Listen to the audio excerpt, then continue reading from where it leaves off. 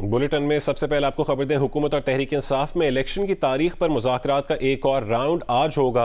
वफाकी वज़ीर दाखिला राना सनाउल्लाह का कहना है कि मुज़ाकरात में 2 तजवीज़ रखी हैं। पहली तजवीज़ ये है कि IMF मुआहदा फाइनल होना चाहिए। दूसरी बात ये रखी गई है कि बजट निगरान हुकूमत की बजाय मौजूदा हुकूमत को पेश करने दिया जाए। दोनों बातें मान ली जाएं तो हफ्ता भर पहले असेंबलियों को तोड़ने की क्या ज़रूरत है।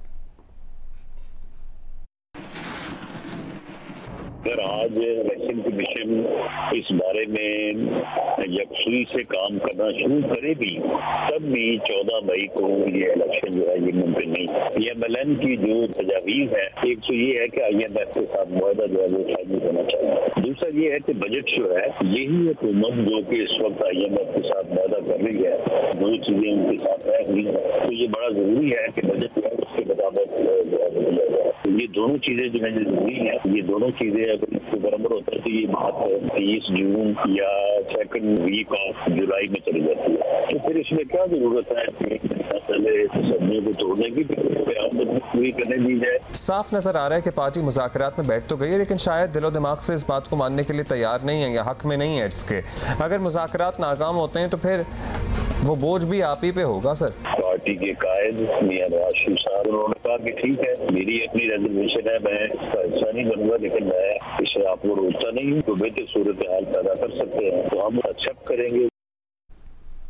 तहरीक इंसाफ का इसरार है कि 14 मई से पहले असेंबलियां तोड़ दी जाएं। सेक्रेटरी जनरल असद उमर ने कहा है कि हुकूमत एक साथ इलेक्शन की बात कर रही थी, इमरान खान ने उसे मौका दे दिया। आज ये मुज़ाकरात में PTI टीम को असेंबलियां तोड़ने का बता दिया जाए। इमरान खान ने इनको मौका दे दिया, एक दिन में इलेक्शन करा लें। जून और जुलाई और ये अगस्त की क्या बातें हो रही हैं। आज के इजलास में आए, शाह महमूद कुरैशी साहब को एक पर्चा दें कि ये देखें जी हम मान गए, अदालत के अंदर जाके जमा कराते हैं, कल हम असेंबलियां तहलील करते हैं और इलेक्शन का ऐलान करते हैं। इससे ज़्यादा कोई मुश्किल बात है नहीं। अगर ये आखिरी मौका भी ज़ाया किया तो मुल्क का तो नुकसान है ही है। मुझे ये यकीन है कि जो सियासी पार्टियां इस वक्त हुकूमती इत्तेहाद में बैठी हुई हैं, इनका भी नुकसान होने जा रहा है। इसलिए ये वार्निंग ना समझे, ये समझे कि एक दोस्ताना बरादराना मशवरा है आपके लिए कि ये पहले 12 महीने आप गलती पे गलती पर गलती करते गए हैं, अपनी सियासत का आपने बेड़ा गर्क करा लिया है। अब ये आखिरी गलती ना करना कि जहाँ से वापस आने का रास्ता ही कोई ना बचे। तहरीक इंसाफ के रहनुमा फवाद चौधरी का कहना है कि मुल्क में एक दिन में इंतखाबात कराने पर हुकूमत और तहरीक इंसाफ एक पेज पर है। इंतखाबात किस दिन करवाए जाएं उस पर मुज़ाकरात जारी हैं। इस्टेब्लिशमेंट के साथ ताल्लुकात बहाली पर उनका कहना था कि यह बहुत अहम है कि इस्टेब्लिशमेंट के साथ ताल्लुकात बेहतर हों, लेकिन ताली दोनों हाथों से बचती है। अगर मुज़ाकरात को इस्टेब्लिशमेंट की सपोर्ट हासिल नहीं है तो कामयाबी के इम्कानात भी कम हो जाएंगे। आगे बढ़ते हैं। इसको नोटिस का इख्तियार तनहा चीफ जस्टिस के बजाय 3 रुकनी कमेटी को देने के कानून के खिलाफ दरखास्तों पर समाअत कुछ देर में होगी। चीफ जस्टिस पाकिस्तान की सरबराही में 8 रुकनी लार्जर बेंच दरखास्तों पर समाअत करेगा। बेंच में justice Ijazul Ahsan, justice Munib Akhtar, justice Mazahir Naqvi, justice Muhammad Ali Mazhar शामिल हैं। जस्टिस आयशा मलिक, जस्टिस अजहर हसन रिजवी और जस्टिस शाहिद वहीद भी बेंच का हिस्सा हैं। सुप्रीम कोर्ट के लार्जर बेंच ने 13 अप्रैल को मुजवज़ा कानून पर अमल दरामद रोक दिया था। सुप्रीम कोर्ट ने दरख्वास्त गुजारों समेत attorney general, supreme court bar और पाकिस्तान बार को नोटिस जारी किया है। दरख्वास्त गुजारों के वकला आज अदालती इस्लाहात कानून पर दलाइल देंगे।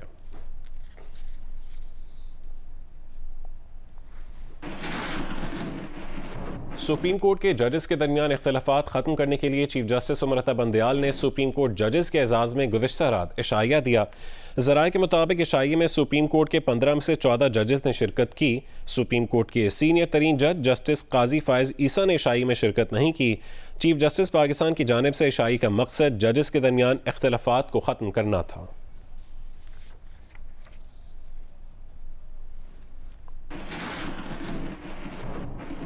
पाकिस्तान तहरीक इंसाफ के रहनुमा अली मोहम्मद खान इस वक्त इस्लामाबाद में मीडिया से गुफ्तगू कर रहे हैं। और मौलाना साहब, अवाम से इतना ना डरें। इमरान खान का आप मुकाबला क्या करेंगे?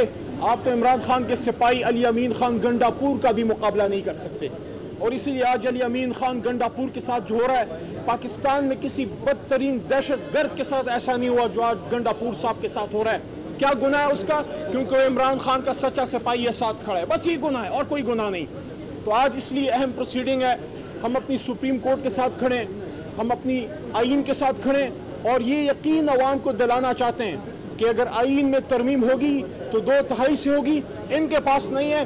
2/3 वाला बार बैठा है, कल लाहौर में खड़ा था, पूरी कौम उसको जानती है, उसका नाम इमरान खान है। इंशाल्लाह 2/3 से आएगा, फिर इन लोगों के साथ बैठाएंगे। अब बताओ क्या करना है आपके पास तो आईनी तरमीम करने के लिए 100 से ज्यादा बंदे कम हैं, तो फिर ये हड़बोंग क्यों, ये खड़ा क्यों, ये पाकिस्तान के निज़ाम से छेड़खानी क्यों?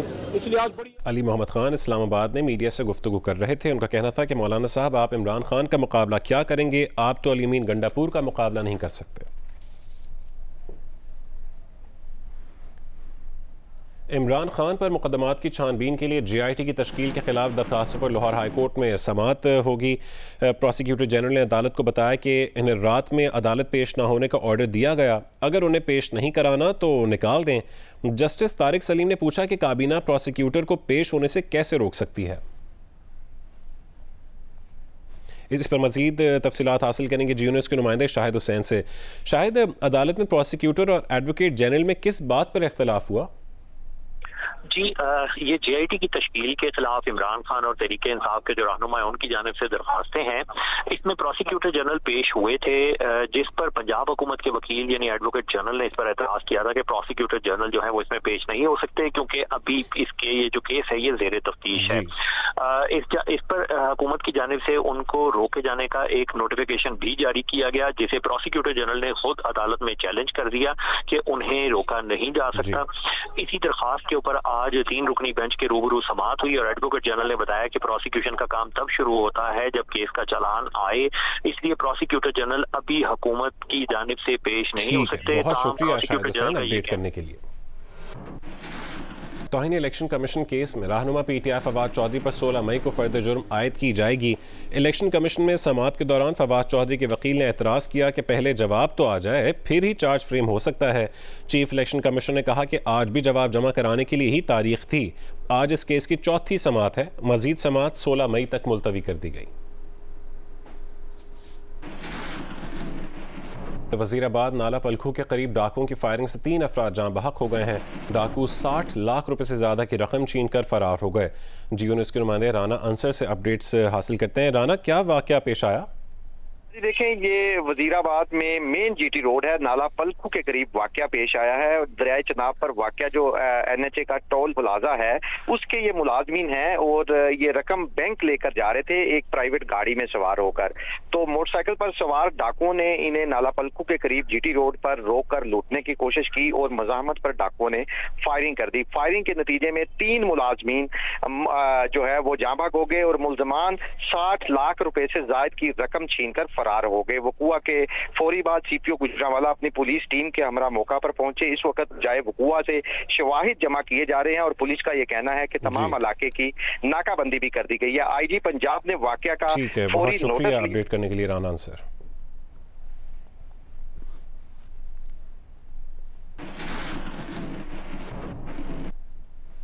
कराची के इलाके औरंगी टाउन में गुज़श्ता रात मोटरसाइकिल पर सवार वालिदैन के हमरा नाले में गिरने वाले बच्चे की लाश कई घंटों बाद निकाल ली गई है। वाक़या कैसे पेश आया है, तफसील बताएंगे GU न्यूज़ के नुमाइंदे काशिफ मुश्ताक।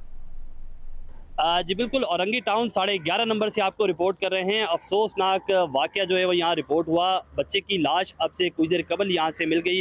नाले के अंदर एक फैमिली गुज़श्ता रोज़ जो है वो डूब गई और इसी दौरान फैमिली अपनी मदद आप के तहत बाहर आ गई, लेकिन बच्चा जो है वो उसकी तलाश रेस्क्यू इदारों की जानिब से की गई और कई घंटों बाद जो है वो उसकी डेड बॉडी भी यहाँ से निकाल ली गई है। कुछ इलाका मकीन यहाँ मौजूद हैं, इनसे जो है वो जानने की कोशिश करते हैं। इस पूरे नाले को 18 इंच के पाइप डाल के औरंगी नाला के अंदर डिस्पोज करने की कोशिश की गई, जिसकी वजह से ज़रा सी बारिश होती है उसमें जो है ना नाला जो है बिल्कुल ओवरफ्लो हो जाता है। नाला ऐसा ओवरफ्लो हुआ कि पुल नज़र नहीं आया उस बंदे को जो अपने वाइफ और बच्चे के साथ था मोटरसाइकिल पे। बहुत देर से रेस्क्यूअर का फ़ोन किया जा रहा था, वो कह रहे रास्ते में आ रहा हूँ, लेकिन अब आए नहीं। उसके बाद उनकी खुद मदद लोगों ने हेल्प किया, उसके बाद वो चले गए। इस वक्त मेरे अकब में भी आप देख सकते हैं कि फैमिली मौजूद है, जो अजीज़ व अकारिब हैं, जो इलाका मकीन हैं, वो यहाँ मौजूद हैं और इनकी जानिब से बिल्कुल जो है वो मना किया गया है कि किसी भी किस्म की जो है वो गुफ्तगू नहीं की जाए। काफ़ी ज़्यादा इनमें गम व गुस्सा पाया जाता है।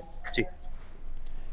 यहाँ आपको खबर दें कि पंजाब में मंकी पॉक्स का पहला कंफर्म केस रिपोर्ट हुआ है। मंकी पॉक्स वार्निंग सेंटर के डैशबोर्ड पर मरीज़ की तफसीलात जारी की गई हैं। 41 साल मरीज़ का ताल्लुक मंडी बहाउद्दीन से है। 17 अप्रैल को मरीज़ सऊदी अरब से आया था। 20 अप्रैल को नेशनल इंस्टीट्यूट ऑफ हेल्थ ने मरीज़ में मंकी पॉक्स की तस्दीक की। अस्पताल इंतज़ामिया के मुताबिक मरीज़ को आइसोलेट कर दिया गया है। इसी पर मजीद तफसीलात हासिल करेंगे जियो न्यूज़ के नुमाइंदे उम्मे फरवा से। उम्मे फरवा, मजीद क्या अपडेट्स मौसूल हो सकी हैं? जी, अभी तक जो इस वक्त डाटा जो बनाया गया है महकमा सेहत पंजाब की जानिब से मंकी पॉक्स के हवाले से, और जो डैशबोर्ड बना है उसमें सबसे पहला जो पंजाब का केस है जो रिपोर्ट हुआ है मंडी बहाउद्दीन से, और ये इसका ताल्लुक जो मंडी बहाउद्दीन से है, लेकिन ये 17 तारीख को सऊदी अरब से आया है और 20 तारीख को ये केस जो है रिपोर्ट हुआ है। और NIH ये national institute of health sciences ने इसकी तस्दीक की है, और ये तस्दीक होने के बाद लाहौर के अंदर जो IPH मंकी पॉक्स का डैशबोर्ड बनाया गया है वहाँ पर बाकायदा तौर पर ये केस जो है लिखा गया है, रिपोर्ट किया गया है। एक और केस भी कल रिपोर्ट हुआ है, लेकिन उसकी रिपोर्ट जो है अभी तक सामने नहीं आ सकी। और इस हवाले से जब निगरान वजीर सेहत पंजाब जो डॉक्टर जावेद अकरम से बात हुई है तो उनका कहना है कि रिपोर्ट का हम इंतजार कर रहे हैं, जैसे रिपोर्ट आएगी उसके बाद बताया जाएगा। बहुत शुक्रिया उम्मे फरवा अपडेट करने के लिए। निगरान वजीर सेहत पंजाब डॉक्टर जावेद अकरम ने कहा है कि 2 दर्जन से जायद मंकी पॉक्स के मुश्तबा केसेस रिपोर्ट हो चुके हैं। एक मरीज की रिपोर्ट का इंतजार कर रहे हैं। मंकी पॉक्स सऊदी अरब से आने वाले मुसाफिरों में रिपोर्ट हो रहा है। डॉक्टर और पैरामेडिक्स मंकी पॉक्स से आगाह नहीं हैं, ट्रेनिंग दे रहे हैं। रेस्क्यू एहलकारों की भी ट्रेनिंग कर रहे हैं, जबकि मंकी पॉक्स के मरीजों को रेस्क्यू की मदद से अस्पताल पहुंचाया जाएगा। एक पैनिक है इस वक्त, पैनिक की सिचुएशन है। जिसको भी कोई थोड़ा फिंसी नज़र आता है वो उसको सस्पेक्टेड करार देते हैं, लेकिन सस्पेक्टेड केस वो होगा जिसको ये इंस्टीट्यूट ऑफ पब्लिक हेल्थ कहेगा, ठीक है, वो सस्पेक्टेड है। चिकन पॉक्स मौजूद है, बहुत सारी जल्द की बीमारियाँ मौजूद हैं और बहुत सारे वायरल इन्फेक्शंस भी मौजूद हैं। तो इसलिए सस्पेक्टेड का तो मेरे ख्याल है कम से कम 2 दर्जन से भी ज़्यादा सस्पेक्टेड हुए हैं, और कुछ उनमें से फेक थे जो ये पिछले साल की कोई पिक्चर लोड करके कह दिया कि सस्पेक्टेड केस है या कंफर्म्ड केसेस तक कहा गया। जहाँ तक कंफर्मेशन की केस है वो 2 मेन केसेस हुए थे जो दोनों सऊदी अरेबिया से आए थे और दोनों रूबा सेहत होके अब घर जा चुके हैं। Supreme court practice and procedure bill के खिलाफ दरखास्तों पर समाअत शुरू हो चुकी है। चीफ जस्टिस सुमरता बंदयाल की सरबराही में 8 रुकनी लार्जर बेंच समाअत कर रहा है। Justice Ijazul Ahsan, justice Munib Akhtar, justice Mazahir Naqvi, justice Muhammad Ali Mazhar bench में शामिल हैं। जस्टिस आयशा मलिक, जस्टिस अजहर हसन रिजवी और जस्टिस शाहिद वहीद भी बेंच का हिस्सा हैं। दरख्वास्त गुजार राजा आमिर के वकील इम्तियाज़ सिद्दीकी रोस्ट्रम पर आ चुके हैं। साबिक सेनेटर मुस्तफ़ा नवाज खोखर का कहना है कि काबुल से लेकर कलकत्ता तक कोई ट्रेड बैरियर नहीं होने चाहिए। जब तक कोयटा से तेहरान तक नकलो हमल की मुकम्मल आज़ादी नहीं होगी उस वक्त तक हम पाकिस्तान को आगे नहीं ले जा सकेंगे। उसके लिए हमें ऐसे पाकिस्तान को भी री इमेजिन करना पड़ेगा जो अपने पड़ोसियों से अच्छे ताल्लुकात का ख्वाह हो।